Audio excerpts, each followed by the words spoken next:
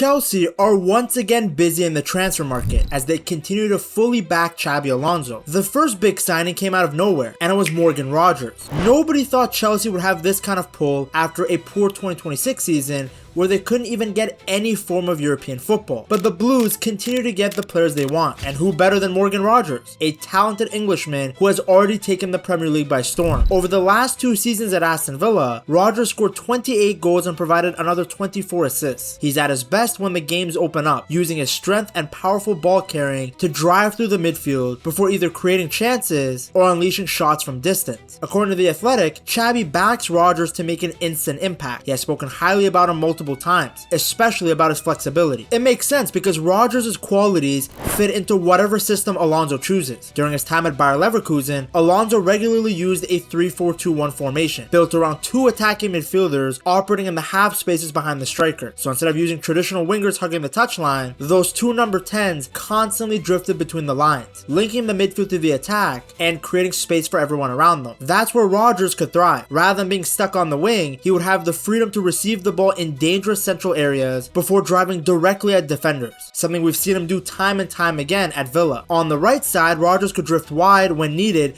to combine with the adventurous overlapping runs of the new signing Marco Palestra, who I'm going to cover later in the video, creating the same kind of partnership that Alonso previously built between Jonas Hoffmann and Jeremy Frimpong at Leverkusen.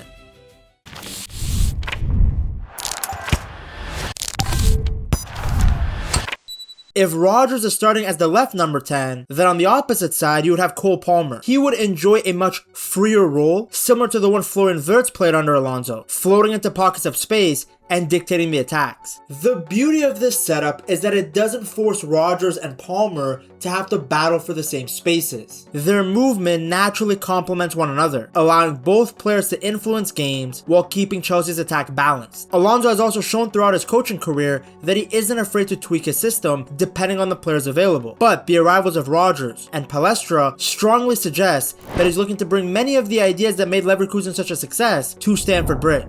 Now, to reinforce the back line, Chelsea then signed Lacroix. I will never forget this guy going viral in 2020 because he looked like some TikToker who did dances. Then that TikToker collabed with him, and yeah, it just reminded me that lockdown was a crazy time. What? Bro, what are you talking about, man? Now, £50 million on a Crystal Palace center back who got especially cooked at the World Cup in the 3rd place, 4th place game by England seems like a lot. But when you look at his performances for the entirety of last season with Crystal Palace, you begin to realize why Chelsea wanted him. Too often, Chelsea looked vulnerable at the back. I mean, they had less clean sheets than Lily Phillips. They lacked leadership, struggled with physical battles, and never looked completely comfortable when defending crosses, set pieces, or long balls. That's why they got Lacroix. At 26 years old, it finally feels like Chelsea stopped recruiting kids who just came out of their mother's womb and are now buying players in their prime who have experience under their belt. That leadership is something Chelsea have been missing. At Crystal Palace, Lacroix quickly became one of the team's leaders, while he also served as vice captain during his time at Wolfsburg. Week after week, he proved he could be relied upon to organize the defense and set the standards on the pitch. But it's not just his personality that attracted Chelsea. His playing style addresses a lot of the weaknesses in the squad. Standing at 6'2", Lacroix brings the physical presence Chelsea often lacked last season. He's dominant in aerial duels, enjoys the physical battles with strikers, and is far more comfortable dealing with crosses and long balls than many of Chelsea's current defenders. Last season, only 6 players won more aerial duels than him in the Premier League. Those qualities become even more valuable if Xabi introduces his back 3 system. Lacroix spent the last 2 seasons playing in the middle of Crystal Palace's back 3, making him a natural fit for the role Alonso asks of his central defender. He acts as the anchor of the defense, sweeping up danger, organizing the players around him, and providing the stability that allows the wider center backs to step out aggressively. Like I said, it's a role he already knows inside and out, and that's why this move makes so much sense. Now, contrary to what people think, no, we don't only just glaze people on this channel, we also highlight some of the weaknesses. And for Lacroix, the one area of his game where he's really not that polished in is his comfortability on the ball. As you can see from this chart from The Athletic, his pass completion under pressure is 81%, which is about average for a Premier League center back. Among all those with 900 plus minutes played last season, he ranked 30th out of 65. Instead of breaking opposition lines with these ambitious passes, he tends to keep things simple and focuses on protecting possession. But that's perfectly fine, because that's not really what Chelsea signed him for. His biggest value comes from the other end of the pitch. He's at his best as the last line of defense. Rather than asking him to be the main playmaker from the back line, Alonso can leave that responsibility to players around him, while Lacroix focuses on what he does best: organizing the back line, dominating duels, and providing the defensive security that allows Chelsea's more technical players to take risks further up the pitch. The other thing to keep in mind is that Lacroix is leaving a Crystal Palace side that defended much deeper than Chelsea and who spent much longer periods of time without the ball. He's going to be defending in a very different setup for Xabi. Chelsea want to dominate possession, push higher up the pitch, and defend much further from their own goal. That means Lacroix will have far more space behind him than he was used to at Palace. His aggressive style of stepping out to win tackles is a huge strength, but now he will need to pick his moments more carefully. If he mistimes those challenges, he could leave large gaps behind Chelsea's high defensive line. Exactly the type of situations that punished them far too often last season. He'll also need to become more comfortable in possession. At Palace, his job was simple: win the ball, clear the danger, and reset the team. At Chelsea, he'll be expected to stay calm, recycle possession, and help as much as he can in building attacks from the back. He can't only immediately clear his lines now. It's a different responsibility, but Alonso will definitely work on it with him. Now, because Lacroix is so comfortable playing as the central defender in a back three, that means Levi Colwill is likely to move to the left side, where his ability to carry the ball forward and play line-breaking passes can have an even bigger impact. That would also mean that Hato can push further forward as a wingback, replacing much of what Marc Cucurella offered on the left. It's a domino effect. One signing has the potential to change several positions across the team. Now, Lacroix isn't going to solve every defensive problem on his own, but Chelsea are not asking him to. They're asking him to bring leadership, pace, physicality, and stability to a defense that desperately needed all four. Another defender that was signed by Chelsea is wingback Marco Palestra. After spending last season on loan at Cagliari, he emerged as one of the best young defenders in Serie A. He was named the league's Defender of the Year, and he also picked up the Frecciarossa award, given to the fastest player in the division based on top sprint speed. That explosive athleticism immediately caught Chelsea's attention. Palestra played more than 3,000 league minutes, ranking among the busiest outfield players in Serie A. He became one of Cagliari's most trusted players week after week. Most of those appearances came as an attacking right wing back in a 3-5-2 system, a similar system to what Xabi Alonso is expected to use at Chelsea. That experience should make his transition much smoother. He's already comfortable providing width higher up the pitch, making aggressive overlapping runs, and constantly moving between attacking and defending. Now, one of the biggest reasons Chelsea are so excited about Palestra is his versatility. Even though he spent most of last season playing on the right, he's just as comfortable using either foot. He can receive, pass, dribble, and carry the ball with both feet, giving Xabi Alonso plenty of flexibility when deciding where to use him. That could become especially important considering Marc Cucurella went to Real Madrid, so don't be surprised if Alonso asks Palestra to operate on the left instead. It's a role we've already seen Alonso get the very best out of. At Bayer Leverkusen, Grimaldo became one of the most dangerous wingbacks in Europe. He was given the complete freedom to attack from the left, and he finished the Bundesliga season with an incredible 10 goals and 13 assists. Palestra, of course, isn't at that level yet. He's still developing his final ball and attacking decision making in the final third. But what he does bring is a different set of strengths, his biggest weapons being his pace and athleticism. I watched a bunch of highlights from this guy for this video, and yeah, he's rapid. He explodes past defenders, changes direction effortlessly, and can shift the ball between both feet without breaking stride. Once he gets moving, he's incredibly difficult to stop. Last season, no fullback or wingback across Europe's top 5 leagues attempted more take-ons per 90 minutes than Palestra. That willingness to constantly attack defenders fits perfectly with the way Alonso wants his wingbacks to play. He wants players who stretch the pitch, beat opponents one-on-one, and create overloads in wide areas. Palestra already does all of those things naturally. Look at this example The Athletic provided from the game versus Inter. Palestra gets the ball with his left, Di Marco presses him to limit the space, expecting another left-footed touch. Instead, Palestra knocks it past him with his right foot, showing great balance in a tight space. He then drives into midfield to get past the pressure, creating space for a pass out wide. From what I've researched, this guy is just a beast at baiting defenders into lunging before running right by them. Here he is doing it for Italy's under-21s versus Ukraine. According to The Athletic, his best work seems to come out wide on the right. Here's a chart they use used, showing how often he makes runs in behind, runs ahead of the ball. He's also super comfortable at receiving the ball with his back to goal or in between the lines in midfield. Look at this example. He gets the ball and turns infield away from the opposition. That quick turn allows him to go directly at the heart of the back line. Again though, we are not here to just glaze. Palestra has some weaknesses, and the biggest one is his defensive game. Despite standing at 6'1", he isn't particularly dominant in the air. His size gives him a physical advantage, but his timing when attacking high balls can be inconsistent, allowing opponents to beat him more often than they probably should. His one-on-one defending also remains a work in progress. Rather than aggressively closing attackers down, Palestra often prefers to stay patient and guide them away from dangerous areas. It's an approach that can work, but there are times when it gives opponents a little too much time on the ball. There are moments like this against Juventus, where Kenan Yildiz managed to skip past them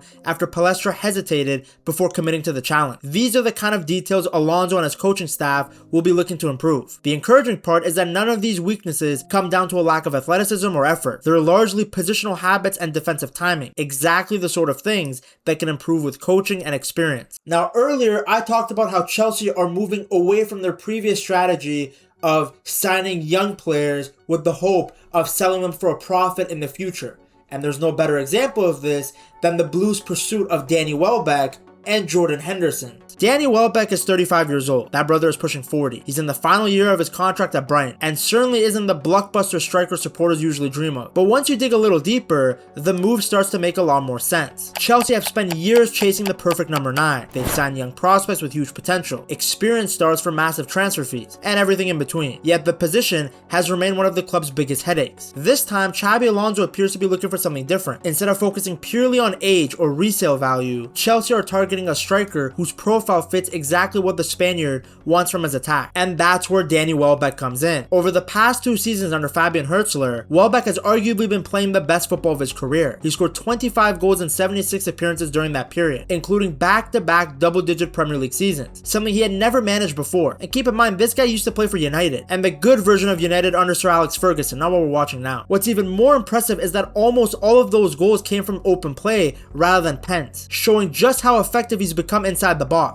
Also, he's an ethical baller. He doesn't need pens. For a player many thought was entering the final years of his career, Welbeck has done the complete opposite. He's evolved into one of the Premier League's most reliable all-around forwards. In an era where so many strikers like to drop deep and get involved in the build-up, Welbeck does the opposite. He stays high up the pitch, stretches the defense, runs into the channels, and constantly keeps center backs occupied. This guy's always looking to get in behind, and that's exactly the kind of movement Chelsea have been missing. Time and time again at Brighton, midfielders only needed a split second to find him because Welbeck was already making the run. Whether it was Jorginho Rutter threading a through ball for the winning goal versus Bournemouth, or doing it again at Newcastle, Welbeck consistently timed his movement perfectly before calmly finishing one-on-one. To it, nice skill, and he rolls in. Danny Welbeck, who chips it away from Nick Pope and into the net. It's easy to imagine Cole Palmer doing something similar. As a left-footed creator drifting in from the right, Palmer loves slipping passes into runners, attacking the space behind the defense. Welbeck's movement feels like a natural fit for that kind of partnership. As I mentioned earlier, Welbeck's also a genuine all-around finisher. Whether it's his right foot, left foot, or his head, he's shown that he can take chances in almost every way. No one knows this better than Chelsea fans because, for whatever reason, Welbeck always dunked his nuts on them. Look at his movement when he scored at Stamford Bridge in October of 2025. He stays in Achampong's blind spot, waits for Minte to go outside of Gusto, then sprints into the 6-yard box to head the cross past Robert Sanchez. Gusto. Great cross, 1-1. Danny Welbeck at Stamford Bridge again. That consistency isn't a coincidence either. Since the start of last season, he's received just as many big chances as Cole Palmer, showing that his movement repeatedly gets him into high-quality scoring positions. Perhaps the biggest reason Chelsea like this move is how naturally Welbeck links with creative players around him. At Brighton, he developed an excellent understanding with João Pedro back in the day, constantly rotating positions and creating space for one another. More than anything though, Welbeck would bring something Chelsea have been missing for years: experience. For the past 3 seasons, Chelsea have consistently fielded the youngest squad in the Premier League. While that approach has given them incredible long-term potential, there have also been moments where the team has simply lacked the calmness and know-how that only comes with experience. Welbeck changes that immediately. He's won Premier League titles under Sir Alex Ferguson. He's played at major international tournaments with England and spent nearly 2 decades competing at the highest level. Those are lessons you simply can't teach in training. Players like Liam Delap, who's more of a wrestler than a player, but whatever, Mark Gue, and the rest of Chelsea's young forwards could learn an enormous amount just from working alongside Welbeck every day. It's the little things that separate experienced strikers from younger ones. Knowing exactly when to time a run to stay onside, knowing when to press and when to conserve energy, using your body to win fouls instead of giving them away. I'm looking at you, Delap. Welbeck has mastered those details over the course of his career. Of course, there are still questions around him. The biggest has always been his fitness. Hamstring problems, ankle injuries, knee issues, and more recently some back trouble have interrupted his career time and time again. But Brian managed them brilliantly last season. He missed just one Premier League match and remained one of the first names on the team sheet throughout the campaign. Even more impressive was what he was asked to do without the ball. Brian were one of the Premier League's most aggressive pressing teams, and Welbeck led that press from the front every single week. He constantly harassed defenders, cut off passing lanes, and set the intensity for everyone behind them. That's something that Xabi Alonso demands from his strikers as well. His forwards don't just score goals, they're also meant to be the first defenders.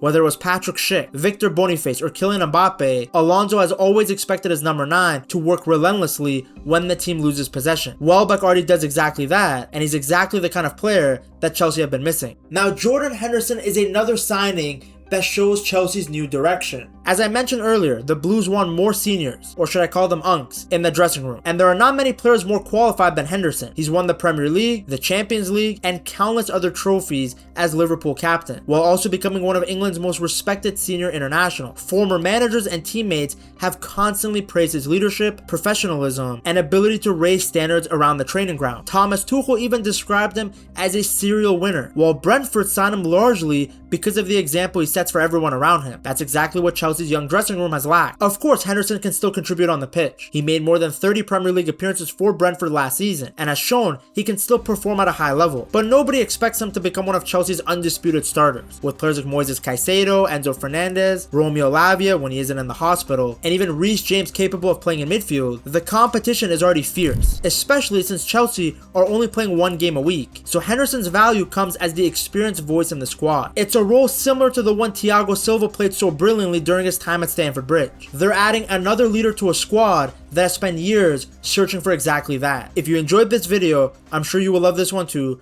Check it out right here.